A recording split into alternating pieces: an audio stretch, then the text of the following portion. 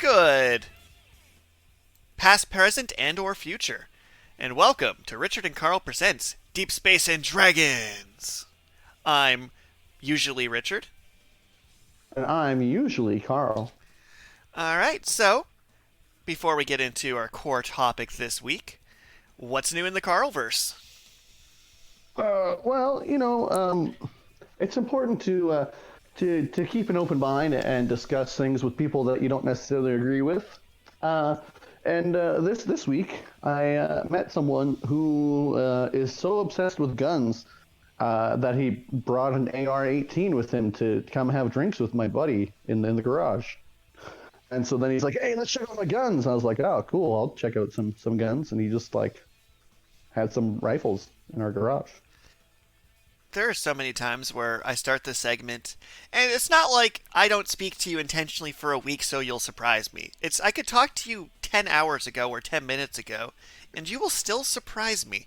And it is both fascinating and terrifying.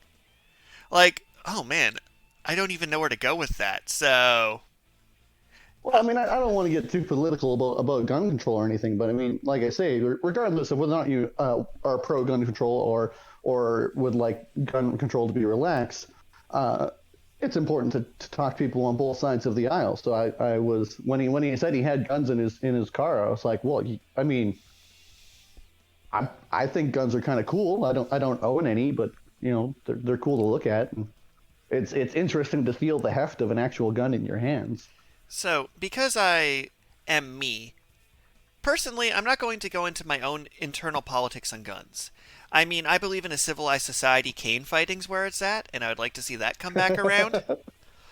But I understand your point that talking to people on both sides, not every issue should be a political one. We're in a society where if I were to order a vegan wrap, that puts me in a political party.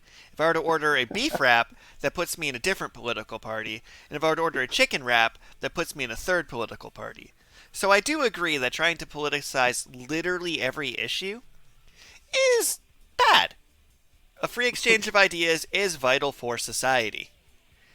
However, because of your history with destroying technology, my instinct here is to not let you have access to something that can obliterate a TV into so many pieces that there's no possible form of recovery. I should be clear. The guns had trigger locks on them, and he did not even show me the key. So there was no possibility of the guns actually misfiring or anything. Like he was really interested in guns because that's just his character, I guess. But he also is well trained in gun safety. I really thought you were So it's about to like say gun fu there. I am so happy you said safety. well, he is an Asian Canadian with an anime style scar over his left eye. So, And I asked him how he got the scar, and he just told me sword fight. that is fascinating. Uh, so what's his... What's new with you, Richard? Well, now as I process what was just explained to me, well, quite frankly, so November writing month has definitely become my hobby of sorts, as I Hmm. am sitting a mere 2,000 words away from hitting my 50,000 goal this month. So you can expect Okay. a manuscript to be dropped off on your desk at some point within the next couple weeks. Enjoy Right, that. right. And Hmm. between that and writing various assignments for up working on my degree and trying to keep up on all my various social medias and things and giving virtual tours of a school, I want to say I haven't had a lot of spare time. But as I Mm. admitted earlier in our meeting, I did create a bunch of game textures to make it so the female armor fully protected the characters in Dokapon Kingdom. I literally Right. copied the texture file from the male characters and applied it to the texture file for the female characters, and it changed their outfit from being a armor kini to armor. And I'm amazed how easy that actually was, because literally all I did is put the male outfit on the female character, and it fixed the problem completely. It was actually that easy.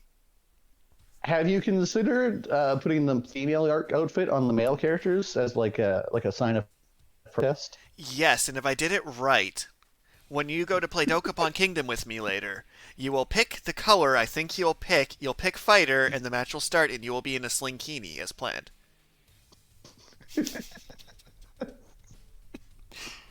Yeah, okay. So if I did my predictions right, I got you. Although, I just guess we'll to see. verify, so what is your favorite color for Dokapon Kingdom? So I need to see if I guessed this right. Well, I'm not even really sure. Because I know I can control your picks a bit. You won't pick orange. It's against your very nature. Yeah, orange is the worst color. You're not going to pick the white armor, and you're not going to pick the black armor because both of them are too edgelord in opposite directions. If I pick red, that takes that option off the table for you, Right. which leaves blue, green, and pink. So I feel like you would take pink just as the casual protest vote. So that's where I put the Slinkini for you. Wow. That's. I mean, pink is like my favorite color. I was actually leaning towards white, Damn it! oddly enough.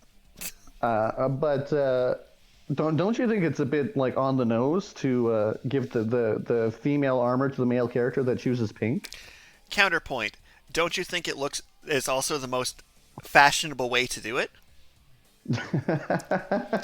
Pink is a great color. I am wearing a white and salmon striped shirt right now, and I am rocking that. So Pink is a great color. Salmon is not a great color. this is a line of contention. Like this is a fighting words, I'm saying I don't feel like wearing fish on my shirt. and I'm just saying fish is delicious. How dare you?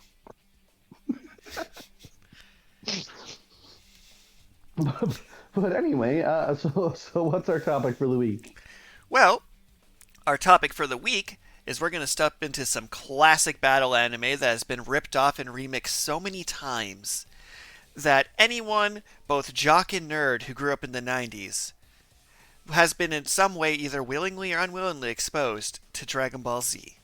But before we deep dive into that topic, make sure to tune in at the end of the video and suggest your random questions or random dragon questions for your chance to win a digital copy of the Waltz of Blades Deluxe Edition.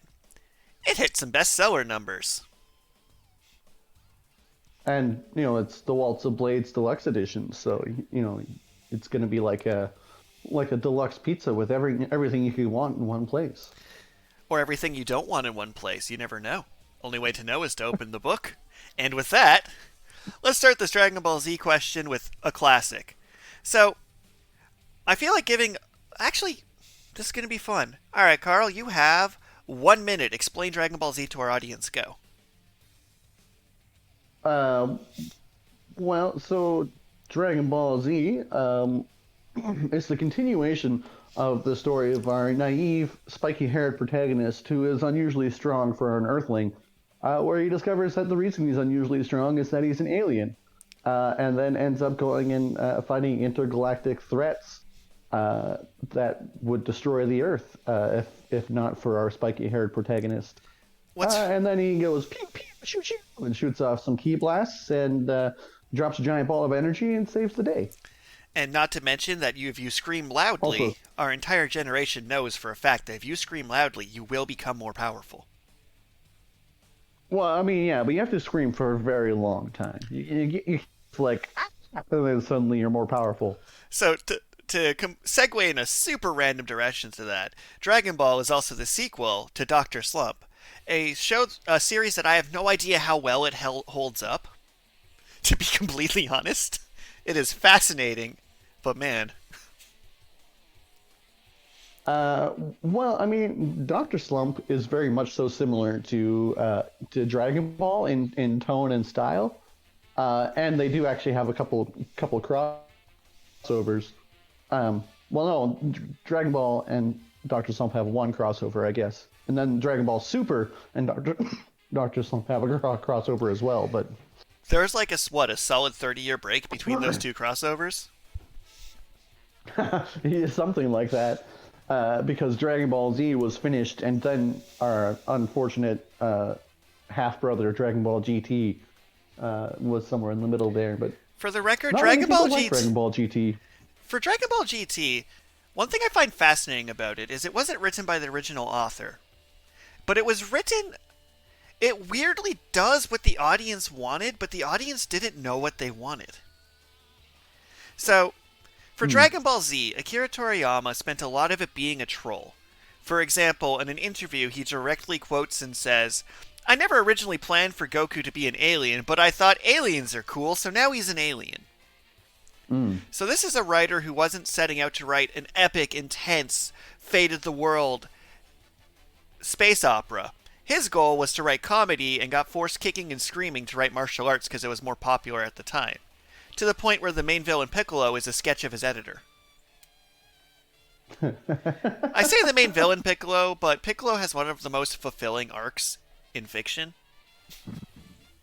Yeah, that's true. He definitely has this beautiful and smooth transition from being full-on villain that wants to take over and destroy the world to being a caring father for his adopted son that his adopted son's real father doesn't love enough. It's kind of fascinating. So, a fair number of my group of friends went through Dragon Ball Z growing up because it was next to impossible not to. Like, this is how I made friends with football players while I was being in Yu-Gi-Oh tournaments. Like, it was like Dragon Ball Z was a cross bridge. Even in kitchens. I had a kitchen manager. Well, I'm like, okay, this guy, he seems pretty angry and serious. And I'm like, Dragon Ball Z is like, yeah! And then best friends instant. But for my current group of friends, when I start showing them Dragon Ball Super, they're far more invested in domestic Vegeta and Piccolo being a good grandfather than they actually are in the world-ending super martial arts. I think they would much rather it turned into a sitcom at this point. Well, see, that's kind of the interesting thing because Akira Toriyama, as you mentioned, was kind of forced to take the series in different directions than what he was really wanting to write. Because Dragon Ball follows the story of young Goku, who, as I say, he's unusually strong for an Earthling, and that's kind of part of the whole bit is that he's just unusually strong for an Earthling, and so then people try and like shoot him or beat him up, and he's like blocks bullets or just doesn't die from being shot in the head. I mean, one thing I really find is kind of funny the things that'll frustrate fans of a series, myself included. So very early in Dragon Ball, it was the iconic story of young boy meets young girl, and young girl shoots him in the face. Which, I mean, Bulma does not shoot enough people in the face from that point of the series on. I mean, yeah, it shoots him in the face point blank, and his skull's just too hard to be penetrated by the bullet. So then we get to Dragon Ball Super, and there's a scene where he takes damage from a bullet, and the entire internet flipped the table. It's like, how dare? This isn't... He blows up planets because he can punch someone... He punched somebody through a planet before. No, bullets don't hurt him. And I'm like, maybe bullets got better. Actually, I think it was Panda who proclaimed, ever think that bullet technology's just getting better? And then sure enough, in Dragon Ball Super, Bulma makes an anti-Goku bullet specifically. But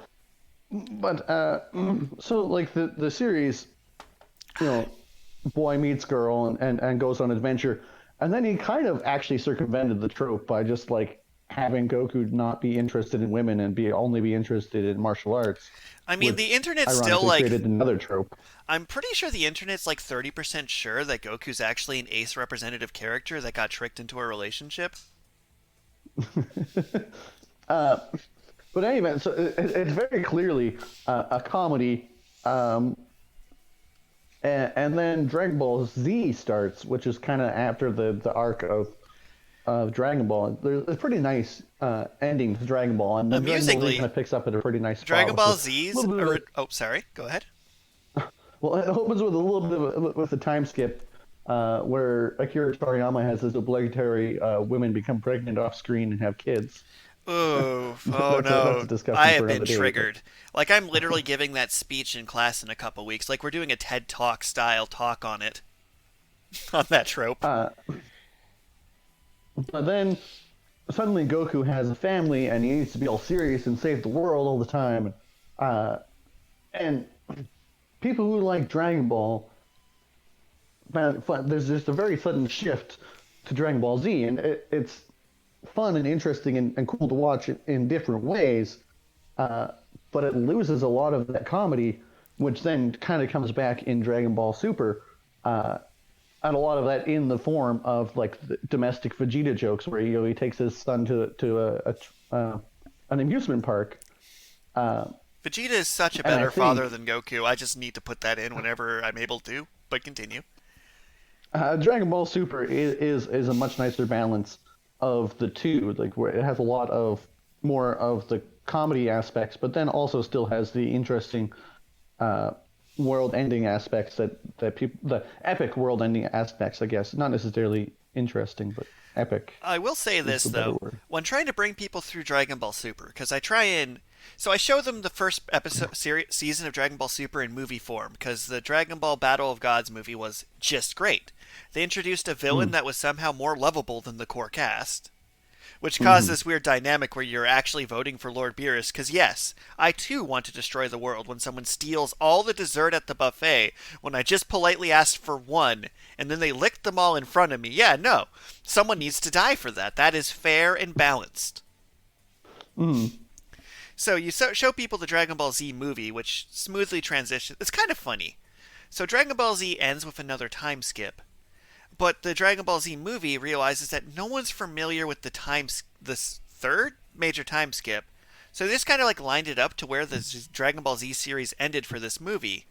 Then the movie did well enough it brought the series back from the dead to Dragon Ball Super. Mm. But part of that is what made that movie do so well for me is the comedy was really good. Mm. Where so much anime has so much punching that, quite frankly, there's better combat choreography in any show in the last decade than original Dragon Ball Z had. Right. But the comedy was so pitch perfect and on point. However, one thing that you pointed out while we were going through Dragon Ball Super once upon a time is that Goku turned into a caricature of himself. Yeah. Yeah. He definitely devolved. Goku definitely has the opposite of character development. Um, because like I say in Dragon Ball, he's a kid, he's exploring the world. In Dragon Ball Z, he's a father and he's saving the world. And then in Dragon Ball Super, he's just a kid with world-ending powers. I mean, I do appreciate that in the later halves of Dragon Ball Super, they actually play that up where they're like, no, seriously, the world's going to end because of your poor life decisions. And I'm like, yeah, the show gets it. But Mm. although one thing to loop back around to the cousin of Dragon Ball GT. So Dragon Ball GT went the opposite approach of Super and removed like the vast majority of the comedy, focused in on Goku, and it's like they actually did a lot of things fans wanted, but there was no heart in it, and you could tell that there was no heart in it. So all the jokes fell flat, the combat scenes lacked the balance. So Dragon Ball GT is kind of what happens when you have somebody try and ghostwrite without realizing. This is why, like, the classic, what did the author mean by the blue door? And some people are like, he means the door was fucking blue. Other people are like, well, it's because of his emotional state, when the only real answer is to actually ask the author why the door's blue. Because when you just guess, you end up with the Super Android 17 saga. Well, we've used up our one swear word for this PG-13 rating. Oh no! I didn't even realize. The gasp! But anyways, but it's also interesting. Like, well, for Dragon Ball GT, now that I'm thinking about it, I don't really remember the choreography style. But more to your point, Goku is trying very hard not to be the main character by the end of the Cell Saga, and then he becomes the main character again. And everybody loves the Buu Saga, and then they try to make him the main character Disclaimer! again. But this time they Disclaimer! add Trunks No, for no. GT Stopping because you right everybody here. wanted Trunks. No. Pause. You do not get to say on my stream, everyone liked the Boo Saga. No. Okay, not everyone liked the Boo Saga, but it obviously did well enough that they decided to do Dragon Ball GT with Goku as the main character, but adding Trunks because everybody did love Trunks. Man, they completely forgot what made Trunks cool. It's like so Trunks is what happens when you take a bunch of character traits that should not work and somehow make a Mm-hmm. character cool. So he wears waist-high jeans. Has a bowl cut. He has a crop top purple jacket, matching purple hair, and is somehow cool. And it baffles the mind. And the reason he's so cool is we just watched Goku versus Frieza, which is still one of the longest fights in anything ever. Mm-hmm. Like I think the only thing that beat it was was like Sakura versus Sorcery in Naruto Shippuden, and that was like 80% flashback. Like Goku versus Frieza was a long fight. So we watched Frieza, who by the way in Dragon Ball Super is just one of my favorite characters cuz so you know how we mentioned Dragon Ball gave some characters some truly beautiful, wonderful redemption arcs? Frieza Mm-hmm. didn't get a redemption arc. He got the opposite. He staunchly believes he did nothing wrong. He couldn't have possibly did anything wrong. Everyone is an idiot for thinking he could change. He's perfect and wonderful the way he is. Like, if he had a reverse character arc, and it was kind of great. But you were saying about the fight between Goku and Frieza. Yes, so they do all this build up for the Goku Frieza fight. And then they have Trunks show up and just completely stomp Frieza and a bigger Frieza in such a glorious scene that if the character did nothing else for the rest of the show, and he did in fact do nothing else for the rest of the show, his entry was Mm-hmm. so awesome that he hits the top 10 coolest character list every time. Because he didn't actually win a single fight after that until, like, he goes back to his own timeline and then is awesome again. I'm pretty sure when he's near Goku, it just makes him less awesome by proxy, and it's a serious problem. I feel like Goku is unwittingly an energy vampire. That tracks. Also, he literally has that power if you stop and think about it. Like, not a metaphor. He steals the energy out of things. So, shout out to Dragon Ball Z Abridged here, because there's a scene. Oh, so many good scenes, because they effectively just voiced over Dragon Ball Z to be slightly more comedic. And a lot Mm. of their scenes I enjoyed more than the original series. But there's one scene where Goku's charging up his signature spirit bomb, gathering energy from life. He's like, a little more couldn't hurt, and then they show a scene of a deer dying. And it's just so great. Okay, so um, the choreography you mentioned briefly on choreography, um, and original Dragon Ball uh, was kind of interesting because it was like almost every move had some sort of like name, and if you watch the show, particularly the tournament arcs in the original Dragon Ball, each episode is basically like each character gets one like attack. They do like one move each per episode. And so then you don't have quite nearly as much of like the repeating like where they're throwing punches back and forth. Or Dragon Ball GT was really awful for using the exact same frames of animations like 5 or 6 times in the same episode. So to comment onto that scene, just a little fun fact. So in Dragon Ball GT, the beam charging sound effect, they literally stole the MIDI file from Mega Man X, and it's the exact same beam charging noise that the X Buster makes. And I'm so used to that game, they're like, Vegeta's like, shine old shine attack. I'm like, I know that sound in my blood. It's like, no, that is the exact sound clip for sure. I have fired hundreds of thousands of Mega Buster shots. I know that sound. 10,000 hours of Mega Man Busters fired. You're an expert in firing Mega Man Busters. Like, if I actually ran a timer, I probably am. Like, because the moment the sound hits the final note, you know your blast is fully charged. You don't look for the graphic, you listen to it to know to fire the shots most frequently, because those games weren't nice, and I was not a coordinated kid, and I needed to get good. But then Dragon Ball Z definitely has a lot more of the like the repeated punching animations, but I think they still didn't. They still wanted to have a more concise choreography, which is probably part of the reason they broke things down into like the screaming and charging parts, because they didn't want to like just reuse the same punching and kicking animations over and over again. One thing that's And then Dragon hilarious, Ball though, GT, they didn't care at all. yeah, Dragon Ball GT definitely suffered from the our series is already successful, so we don't care what you think. But what's interesting Uh, up to me about original Dragon Ball is they literally call out the animating trope of you make your characters move so fast they're just motion lines when Krillin and Master Roshi explains what happens in the 1 second motion line in a fully drawn out skit. Because yeah, the animation trope of you just draw explosions and then people are like, oh, they're moving so fast, it's just boom, boom, boom, boom. It's like, well, first I moved over here, and then can you hold me up? And then I do a kick, right?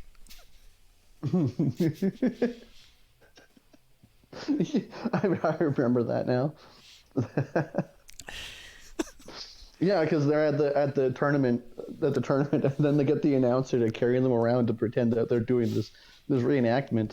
One of my favorite characters in Dragon Ball Z, because growing up, I definitely we would get all the Dragon Ball Z games for PlayStation 2 when they came out.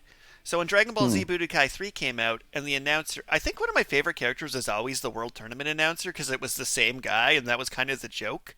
Is his Hmm. hair is getting slightly grayer each time he shows up, but he is committed to these World Tournaments. And one of the best jokes is like, you guys weren't at the last couple, and they were so boring. People were just punching and kicking each other like savages. Like, I want lasers to be thrown. This is just unacceptable. uh, but then Dragon Ball Super. Uh, Say what you will about the original release and the animation quality, their choreography definitely has been way upped from any of the other entries in the series. Well, what happens for Dragon Ball Super, and a fair number of people who have went through it with me notice this as well. So the first two arcs, you're better off watching the movie versions because they literally For took these sure. movies and tried to stretch them out into plot arcs. You get to Mm. the next arc and you're watching a tournament because every 3 arcs in Dragon Ball Z must be a tournament. It's been decided by international law. Every 3 plot arcs must be a tournament. So we get to the Champa tournament, and Mm. the animation's going up a bit. But then we do another break, and then when we get to the Future Trunks again plot arc, they decide to actually bust out their good animation team. And I'm like, Right. oh wow, you guys turned it up to 11. But in what's the most Dragon Ball thing that's ever been put to TV, and it either makes or breaks people, is when they're like, we're having a tournament that's 48 minutes long. And fans are like, okay, we're going to watch this 48 long tournament. You watch the first episode, and then it says 47 minutes remaining in the tournament, and you realize each 22-minute episode translates to 1 minute of Dragon Ball Z time because they're moving so incredibly fast. It is my favorite thing anyone's ever done because they actually committed and did the full 48 episode tournament for this one fight sequence. And just, I don't think anyone is going to ever be that brave again.